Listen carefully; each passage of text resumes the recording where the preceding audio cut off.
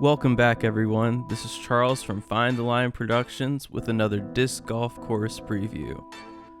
Today we're here in Raleigh, North Carolina on NC State's Centennial campus, where they have a 9-hole disc golf course around Lake Raleigh. Hole 1 is a 179-foot par 3 with a slight dog leg left. The only things you really need to worry about on this hole is the brush to the left or right. You won't necessarily lose a disc, but you might get pricked with some thorns. Otherwise, you want to throw a straight to hyzer shot with either a right hand backhand or left hand forehand, and that should get you pretty close to the basket for your birdie putt.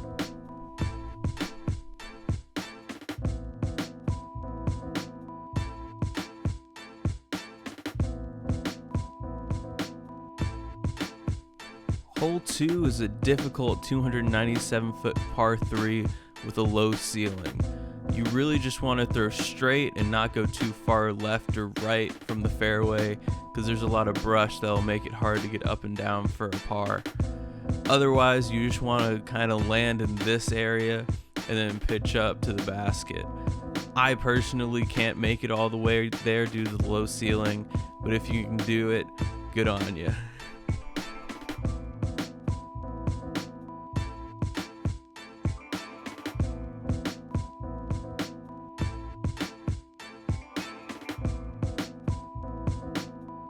Hole 3 is a 230-foot par 3 on a left to right downhill slope and with a huge drop off behind the basket. I would play either a right hand backhand or a left hand forehand that's fairly straight, that's going to hyzer into the hill. That way it'll hopefully stop you from skipping too far long or rolling down the hill. The way this hole is designed, you're pretty much going to have a death putt from wherever you are.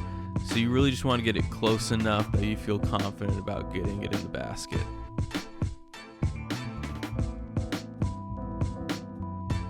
Hole 4 is a 247-foot par 3 with really two ways to play it. The first way is going through this gap and hyzering out to the left, but there's a lot of trees in here and that makes it really difficult to get to the hole on your tee shot.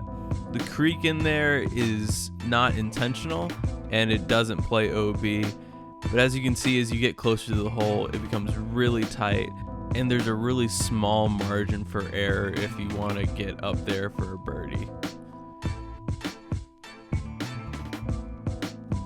The second way to play this hole is to hit this gap to the left and throw a huge hyzer shot over this small little pond over here.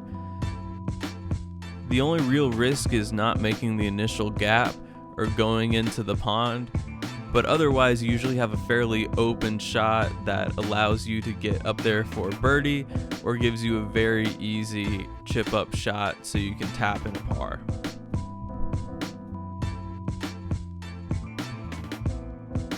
Hole 5 is a 236-foot par 3 that has the classic straight gap, which I would personally turn over a little bit to the right and then have hyzer back to the left. But I think a better play, if you have the power, is to just go over the top. You'll want to look out for people on the sidewalk to the right, but if you throw it well enough, you should be able to get to the hole and have a putt for birdie.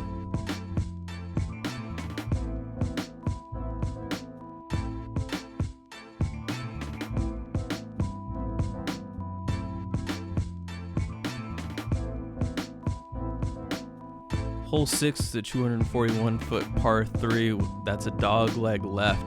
There's really two plays. Either you can throw a huge hyzer over the trees, or you're most likely going to play a skip shot that lands around the trees and skips towards the hole. The hole is at a weird angle that might lend itself to a turnover shot, but you want to avoid the trees on the left because it's fairly thick and there's an opportunity you might lose a disc in there.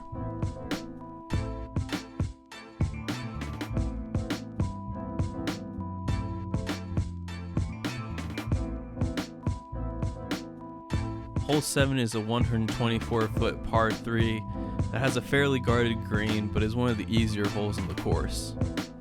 The gap that's hard to hit is farther down the fairway, but even if you don't hit it, you'll most likely have a look for birdie.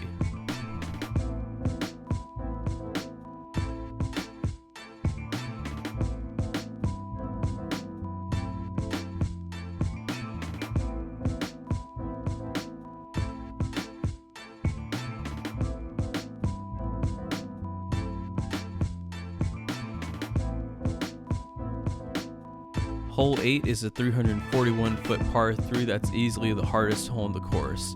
It has a very tight fairway that's kind of straight but has a bend in the middle, so even straight shots aren't really going to work. What you really need to do is turn it over through this gap that the drone is flying through just a little bit, and then have it flatten out and maybe hyzer a little bit, so that you have a look at a putt. But for most people, I would suggest laying up about halfway down the fairway and then trying to throw to the basket. Because if you hit a tree, you're most likely going to kick right or left, which is going to put a bunch of trees in your way, and it's going to make it almost impossible to get up for a par. Hole 9 is a 200-foot par 3 where you pretty much have to throw either a right-hand backhand or left-hand forehand hyzer around this natural area. I believe there used to be a straight gap through there, but I believe due to growth, it's just become impossible to throw through there. Depending on the stability of your disc, you probably want to aim at those trees to the right and maybe even try and throw over them so that your disc hyzers to the hole.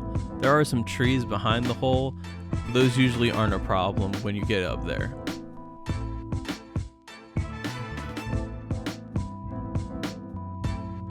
If you like this video, hit that like button. If you want to see more from this channel, hit subscribe. But until next time, this is Charles with Find the Line Productions, and keep slinging them discs.